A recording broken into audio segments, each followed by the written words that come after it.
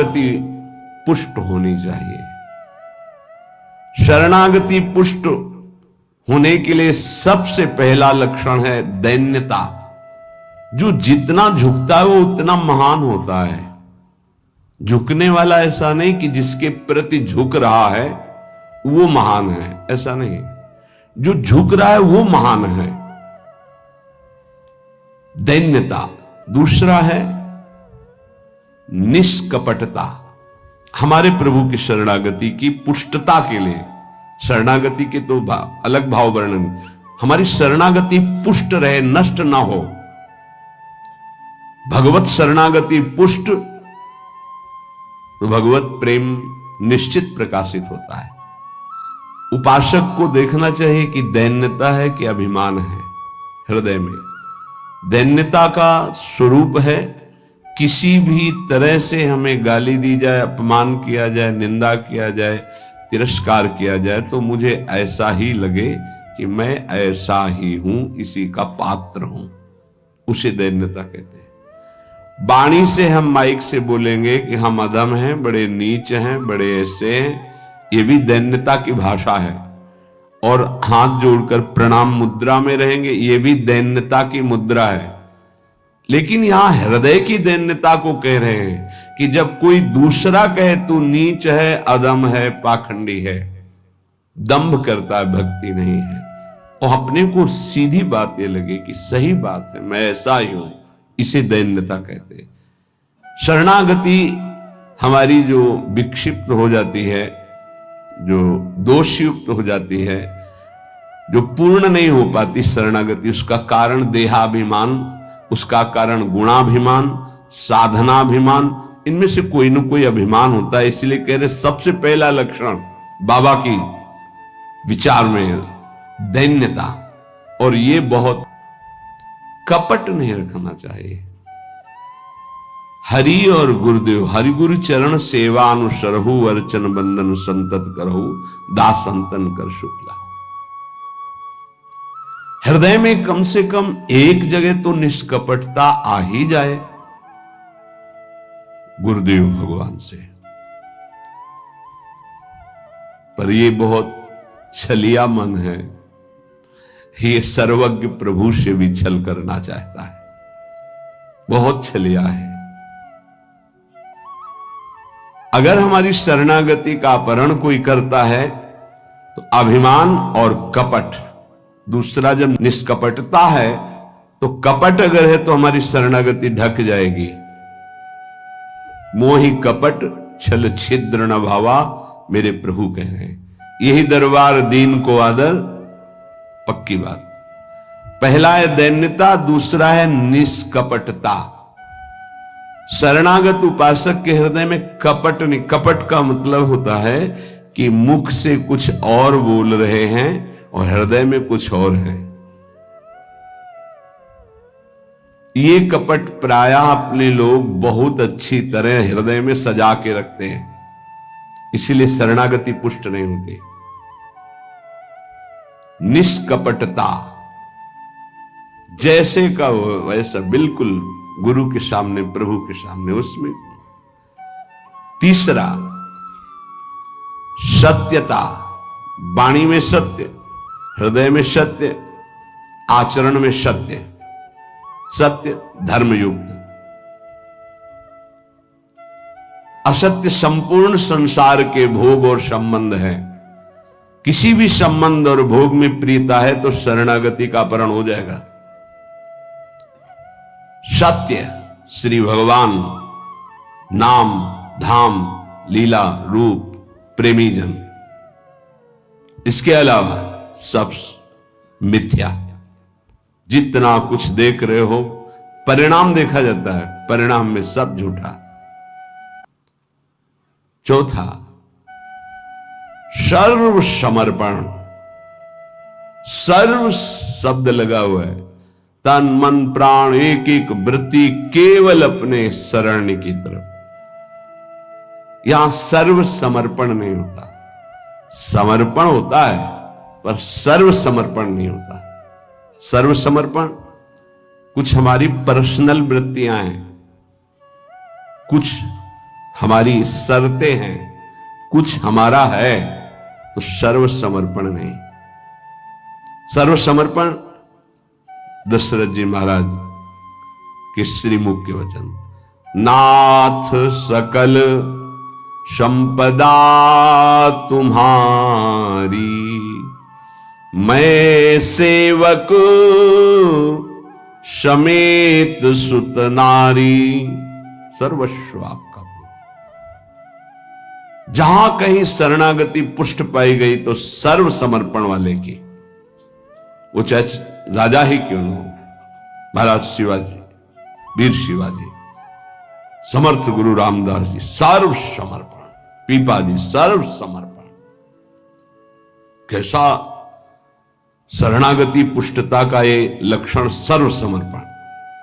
पीपा जी महाराज राजभाव में अपने सब राजवैभव के साथ गुरुदेव श्री रामानंदाचार्य जी के, तो वहां तो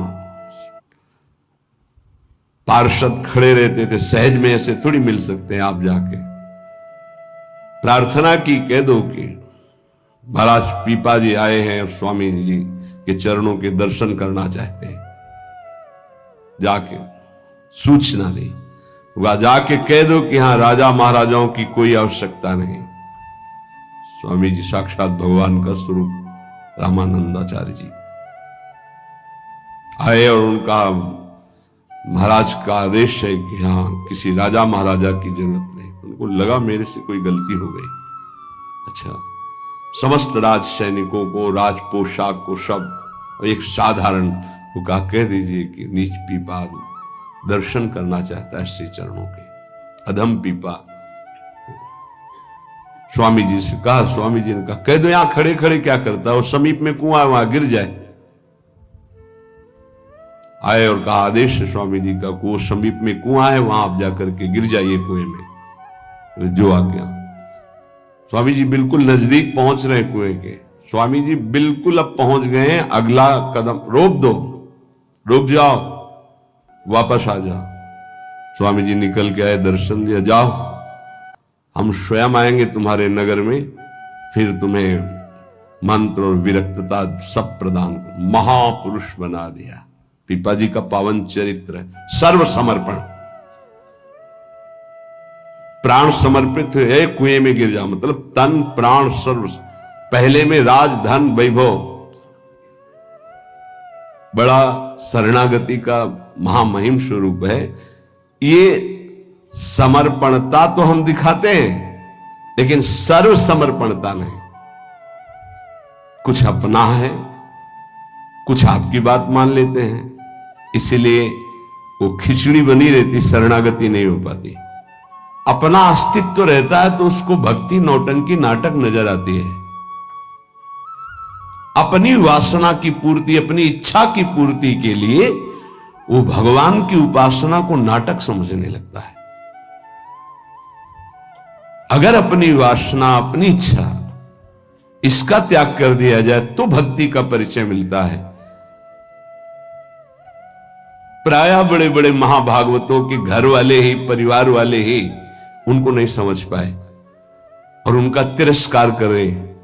इस बात के लिए वो जैसा चाहते हैं वैसा आप चलिए, उनको जितना पसंद है आप कीजिए। जैसे कुछ भक्तों को कि हमको पूरी रज लगाना पसंद नहीं, बस हल्का सा तिलक लगा लीजिए, क्योंकि आपने गुरुमंत्र लिया इसलिए तिलक लगा लीजिए। ये जरूरी है पूरा मुंह में थोपना, क्योंकि तुम्हारी दृष्टि नहीं है ना, तुम रज पसंद नहीं करते, गाल गोरे पसंद करते हो। ये पसंद कर, ये चमड़ी कब तक रहेगी, नष्ट हो जाएगी, न तुम्हारी रहेगी ना जिसकी देख रहे हो उसकी रहेगी। पतन हो जाएगा। जिन जिन भक्तों का विरोध किया उनका पतन हो गया। ये सर्व समर्पणता भक्ति में जब साधक चलेगा तो अपने आप आ जाएगा, उसको किसी की कोई परवाह नहीं रहती, अपनी भक्ति में कहीं वो आंच नहीं आने देगा। जीवन की बाजी लगा दी है, अनंत जन्मों से बिगड़ी बात को बनाने चले हैं। तो हम ये देखते हैं कि देवता परिवार वालों की बुद्धि में बैठ करके उसको शरणागति से भ्रष्ट करना चाहते हैं। बस जैसा हम कहें वैसा तुम्हें चलना है। अब भी तुम अपना अधिकार रखते हो, भगवान की कृपा मनाओ कि अभी तुमको कुछ मान रहे हैं इसलिए सुन रहे हैं वो भक्तजन, और ना माने, केवल प्रभु को माने, तो रत्नावती जी ने मूड मुड़ा लिया और खिलाफत में बैठ गई उनकी आज्ञा के खिलाफ। राजन आज से त्यागती हूं, इस महल में प्रवेश नहीं करूंगी, केवल श्री भगवान का आश्रय लेकर संतों के बीच में रहूंगी। जो बिगाड़ना है बिगाड़ लीजिए। आखिरकार साष्टांग दंडवत और चरणों में गिरना पड़ा पूरे चरित्र के बाद। तो बहादुरी तो तुम्हारी इसी बात की है कि अपने प्रभु के चरणारविंद में आपने अपने अपनापन का दान कर दिया। अब प्रश्न नहीं खड़ा होता, तुम साधना का स्वरूप क्या जानते हो? अरे चित्त प्रभु में लगा है, पूरा दिन हो गया उठे ही नहीं आसन से। भगवदाकार वृत्ति है आसपास सब। बड़े सिद्ध महापुरुष की बात कह रहे हैं, पूज्य श्री श्रीधर बाबा। इतनी रज होगी पूरे सिंहासन में, इतनी ऊंचाई से, क्योंकि परिक्रमा नजदीक काली दे के। उनको शरीर की शुद्ध नहीं तो कब वो रज पूछे। मच्छरदानी लगी थी, मच्छर क्या पूरा हाथ चला जाए, और 10-5 छिपकली उस मच्छरदानी में चिपकी रहती थी। बस ऐसे घुस गए अंदर, बस पूरा कमरा कहीं जाला, कहीं ये कहीं वो। जब बाबा इसे साफ, अरे नहीं भाई चलो तुम बाहर ऐसे रहने। जहां उनकी स्थिति है, कभी कभी ऐसी स्थिति देखी है कि जो वाणी से नहीं बोल सकते, ऐसी अनिर्वचनीय स्थिति। आंखों से अश्रुधारा, शरीर कांप रहा सैया पे, छूने की हिम्मत नहीं, चरण चापने गए, होश ही नहीं बाबा को, ओठ फड़फड़ा रहे, कैसी भगवदाकार एकदम स्थिति। जब उपासक चित्त प्रभु से जुड़ेगा तो ये सब अच्छा नहीं लगता। बढ़िया संगमरमर, बढ़िया सैया, बढ़िया नहीं खान पान ते भावे है, नहीं कोमल वसन सुहावे है, सब विषय लगे ते खारा है, हरि आशिक का मग न्यारा है। क्या चल रहा है? ये दिमाग क्या कह रहा है? हर भाव हमारा केवल लौकिकता से जुड़ता है। भजन को क्या जाना, लौकिकता सिद्धांत को भजन माना जाता है। इसीलिए यहां शरणागति की ये अलग कोटि से वर्णन कर रहे हैं बाबा। नहीं, नवधा भक्ति का जो वर्णन होता है ना, उसमें श्रवणम कीर्तनम स्मरणम, शरणागति को बचाने की बात, पुष्ट करने की बात, पूर्णता की बात। 5वां सर्वाधारता। कोई भी हो, सबका आधार भक्त बन जाता है, घोर विषयी को भी रास्ता दे देता है। चलो ऐसे चलो भगवान के मार्ग। सच्ची कहते हैं, कोई अगर भक्तों के हृदय को जान जाए तो लूट ले, माला माल हो जाए, पर वो भगवान ऐसी सीमा रखते हैं कि तुम जान ही नहीं सकते हो। जैसे कोई फिसल के गिर गया है तो आप खड़े होके नहीं उठा सकते हो, फिसल के गिरने वाले की गिरने की स्थिति में पहुंचना पड़ा। वैसे ही झुक के, वैसे ही गिर के, फिर उसे उठा करके फिर खड़ा किया गया। जितनी स्थिति में वो गिरा हुआ, उसी स्थिति में पहुंचकर उठा। उसको क्या जरूरत है झुकने की? जिसने अपने जीवन में कभी भोगों को, विषयों को, संसार को, गृहस्थ को स्वीकार ही नहीं किया, वो तुम्हारे बीच में घुसकर तुम्हें पकड़कर जहां तुम हो वैसी स्थिति से उठाकर ऊपर खड़ा कर रहा है। अगर तुम सही उपासक होते तो दृष्टि मात्र से तुम्हारा उद्धार हो जाता, लेकिन तुम उस बात को नहीं समझते हो। इसलिए ये सब व्यवहार अपनी स्थिति से उतरकर और झुककर तुम्हारे समान बनकर तुमको उठाया जाता है। सर्वाधारता उस नहीं समझ पाओगे, नहीं समझ पाओगे। काम से, स्नेह से, भय से, क्रोध से, द्वेष से, किसी भी तरह से वो जुड़ जाए केवल तुम्हारी वृत्ति उनसे, वो संभाल करके उठा करके सच्चिदानंद में जोड़ देंगे। चाहे भगवान से जुड़े या भगवत प्राप्त महात्मा से, भगवत प्रेमी से जुड़े, वहीं पहुंचा देंगे। नंग धड़ंग शराब पिए हुए गंगा जी में खड़े हैं, उपद्रव कर रहे हैं। नारद जी महाराज के सामने अभद्र स्वरूप में खड़े। ये पशुता तुम्हारे अंदर केवल धन वैभव के अभिमान से आई है। तुम कुबेर के पुत्र हो, ये हालत तुम्हारी, जाओ मैं तुम्हें शाप देता हूं, तुम वृक्ष योनि को प्राप्त हो जाओ। ना कि महात्मा बहुत कड़ुआ स्वभाव प्रकट कर दिए, बहुत करुणा कर दी। हालत क्या थी, पहुंचा कहां दिया, वृक्ष तो बनो पर नंदालय के, जाओ तुम्हें सच्चिदानंद भगवान का दर्शन, संभाषण और स्पर्श प्राप्त हो, जो बड़ी बड़ी साधनाओं से नहीं प्राप्त होता। और नारद जी ने शाप दे के प्राप्त करा दिया। दामोदर गोविंद भगवान के उदर में बंधा हुआ उखल है, घसीटते हुए वहां जाते हैं, यमलार्जुन के बीच में फंसा देते हैं, मारते हैं अखिल शक्तियों के स्वामी, जरा सा झटका उखड़ कर दोनों वृक्ष गिर जाते हैं, उनसे दिव्य रूप धारण करके यही प्रकट होते हैं जो यमलार्जुन बने हुए थे। नलकुबर मणिग्रीव शायद ऐसा नाम है। भगवान का दर्शन, संभाषण, स्पर्श, साप दे दिया तो ये प्राप्त हुआ। विचार करके देखो, समझ में नहीं आता, जीव को समझ में नहीं आता कि हमारे ऊपर कितनी कृपा है। सर्वाधारता इस शरणागति की पुष्टता का लक्षण है। वो सबका आधार बन जाता है। जैसे हमारी सबकी आधार भूमि है, ऐसे वो भक्त बन जाता है। रखो मेरे ऊपर पैर, निकल जाओ भगवान की गोद में जाओ। वो इस उदारता को, इस कृपा को इस साधारण जन नहीं जानते, अवहेलना करते हैं। एक एक वृत्ति तुम्हारी संभालने के लिए हमारी श्री जी की भक्ति तैयार है। एक एक वृत्ति को तुम्हें रोना नहीं आया कि हमारे ऊपर कितनी कृपा है। बहुत कृपालु शरणागत जन होते श्री जी के, जैसे श्री जी का स्वभाव तो वही अंश में उतरता है उनके जनों में। सर्वाधारता, सबके लिए आधार भूमि बनने के लिए तैयार है। छठवां, पूर्ण विश्वास अपने इष्ट पर। जैसे राम काज के लिए लंका में प्रवेश कर रहे हैं हनुमान जी महाराज, घोर निशाचरी स्थिति है लंका में।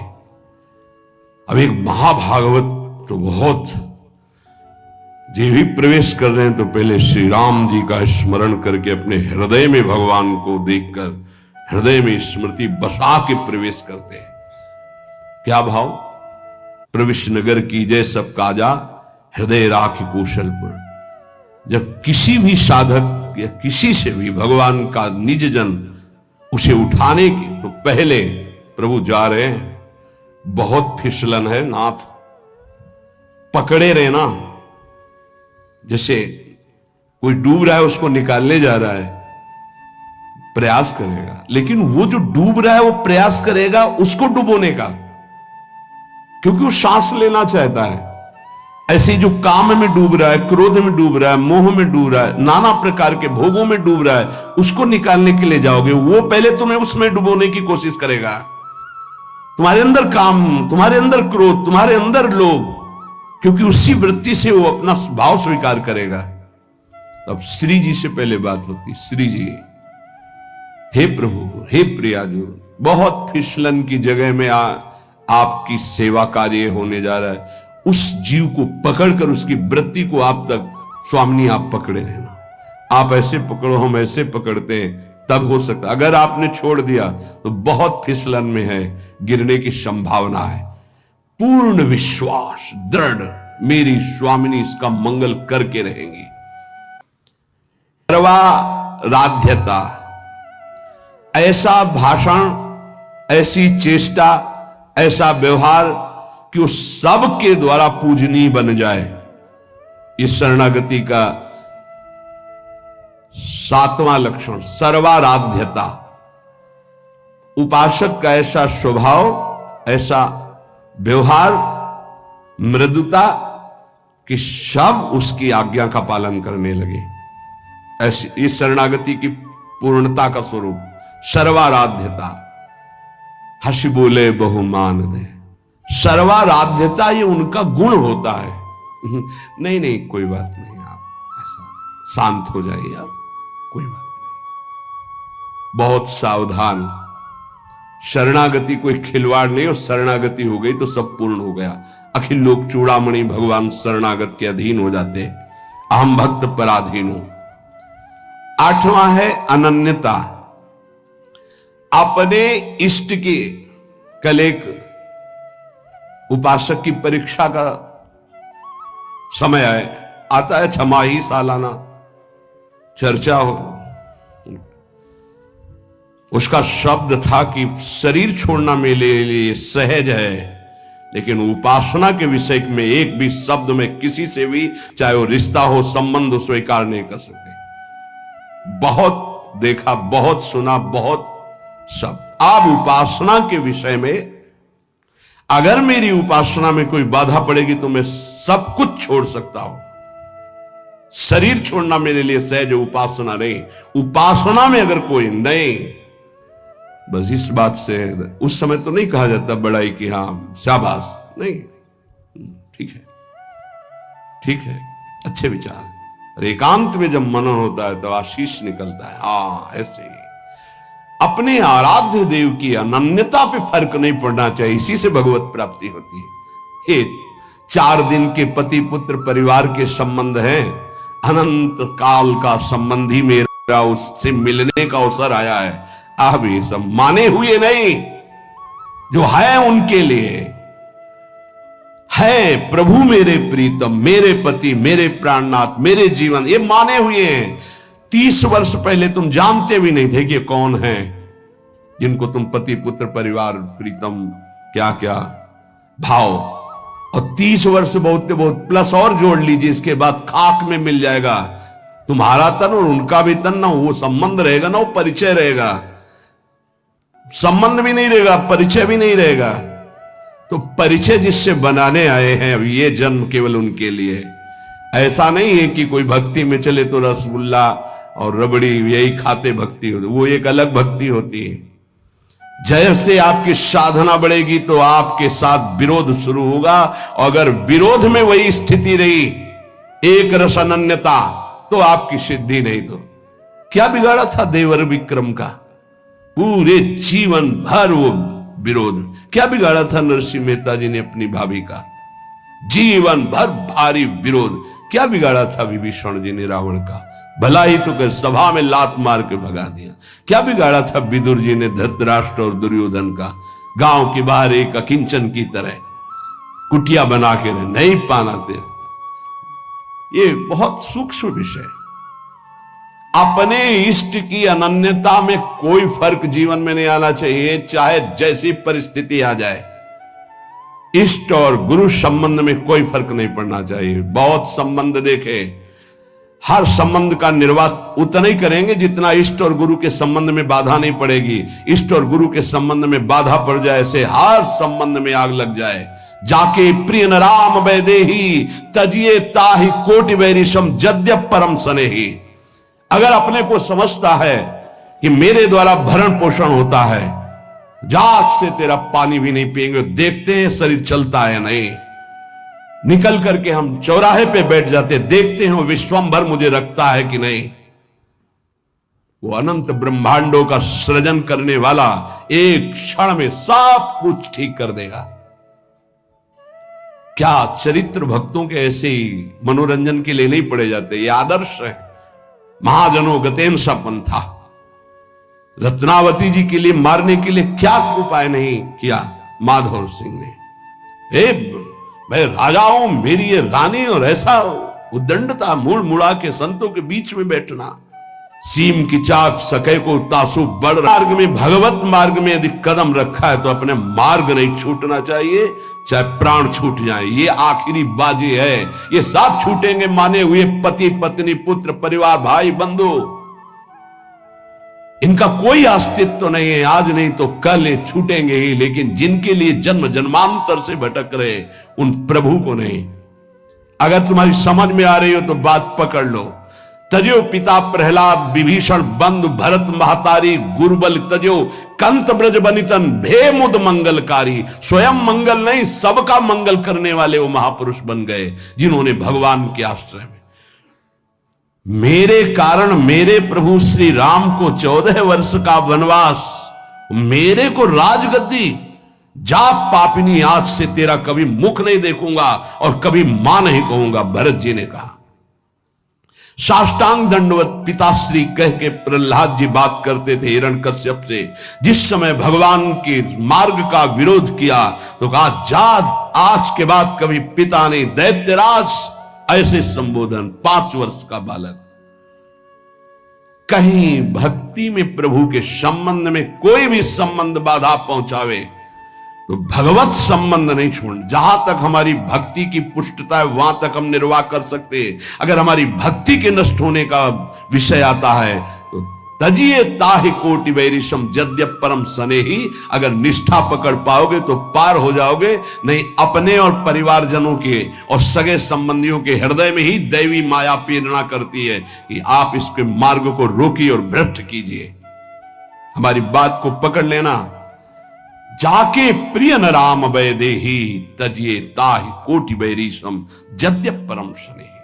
हम उतनी अनुकूलता आपको देने के लिए तैयार हैं जितने से हमारी भक्ति सुरक्षित है। और हमारी भक्ति में बाधा पड़ेगी तो हम अपने शरीर को भी बर्दाश्त नहीं करेंगे। फिर आपकी बात क्या है? ये उपासक के हृदय में होना चाहिए। ये अगर आराध्य देव की निष्ठा में ये बात नहीं तो फिर क्या बात है? फिर है ही क्या बात है? फिर तो वास्तविक नाटक हो गया, जीवन नाटक हो गया। आप समझ नहीं सकते तुम क्या शरणागत होते हो, वो शरण तु लिए समर्पित हो जाता है, तुम समझ ही नहीं पाते हो। बड़ा विचित्र खेल है। इसीलिए प्राय इस झंझट में नहीं फंसते कि तुम उसके चेला बनोगे, फाइनल में कुछ पता नहीं है।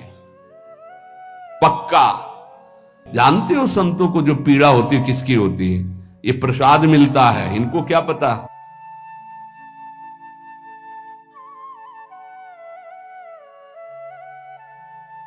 यही प्रसाद।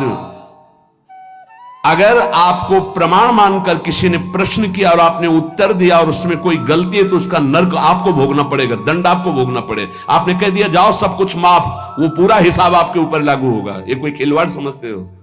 उत्तर दे देना कोई खिलवाड़? बातें बनाना उत्तर नहीं होता।